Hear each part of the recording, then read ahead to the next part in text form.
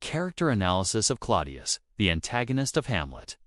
Claudius, the antagonist of Hamlet, is a masterfully crafted villain who is both a cunning politician and a deeply flawed human being. While his actions are unequivocally evil, Shakespeare gives him a psychological depth that prevents him from being a one-dimensional monster. He is a study in ambition, guilt, and the corrosive nature of crime, a shrewd and effective politician. Upon his introduction, Claudius appears to be a capable and confident monarch. He has skillfully navigated the political fallout of his brother's sudden death, married the queen, and ascended to the throne. His opening speech is a masterclass in political rhetoric, balancing public grief for the late king with a decisive call for the kingdom to move forward. He handles the threat from Fortinbras of Norway with diplomatic efficiency, showcasing his ability to lead and maintain order. He is a pragmatic and realistic ruler, in sharp contrast to Hamlet's more philosophical and introspective nature. Claudius's main weapon is his ability to manipulate others through language and charisma, convincing Gertrude to marry him, Rosencrantz and Guildenstern to spy on Hamlet, and Laertes to become his ally. The corrosive nature of guilt.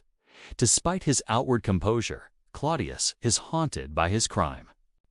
The ghost's accusation of murder is confirmed not by Hamlet's actions, but by Claudius's own internal struggles. This is most evident during the performance of The Murder of Gonzago, a play that mirrors his own regicide. When the actor poisons the sleeping king, Claudius's reaction is one of terror and self-revelation.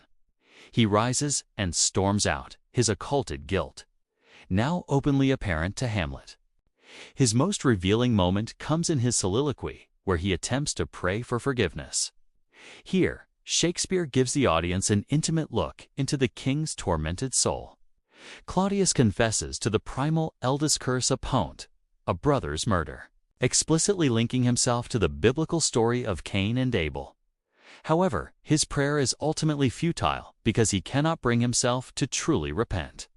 He is unwilling to give up the spoils of his crime, his crown, his ambition, and his queen. He acknowledges that my words fly up, my thoughts remain below, a powerful admission that his guilt is not strong enough to overcome his desire for power. This makes him a tragically weak figure, a man whose ambition has led him down a path of no return.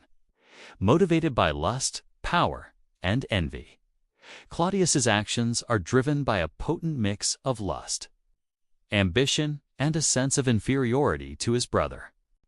The ghost of King Hamlet reveals that Claudius was driven by a canker of desire, a lust for Gertrude that led him to murder. Claudius's love for Gertrude appears to be genuine, yet it is intertwined with his ruthless pursuit of power. The marriage to the queen not only satisfied his personal desire, but also solidified his claim to the throne, bypassing Hamlet and preventing a smooth succession. The envy he felt for his brother's status and success is a key motivator, a dark shadow that led him to commit the most heinous of acts, the downfall of a cunning villain. As the play progresses, Claudius's control begins to unravel. He becomes increasingly paranoid and reactive, and his cunning machinations become more desperate and reckless. His plot to have Hamlet killed in England and his subsequent manipulation of Laertes reveal a man who is no longer in command, but is instead trying to stay one step ahead of a vengeful prince. Ironically, his own cleverness leads to his downfall. He insists on a third method of killing Hamlet, a poisoned goblet which Gertrude drinks from by mistake. This final act of cowardice and treachery backfires spectacularly, leading to a chain of events that exposes his villainy and brings about his own death at the hands of the very person he sought to destroy. In conclusion, Claudius is a complex and memorable villain. He is not a monster for the sake of being evil, but a man who made a terrible choice and is subsequently tormented by it.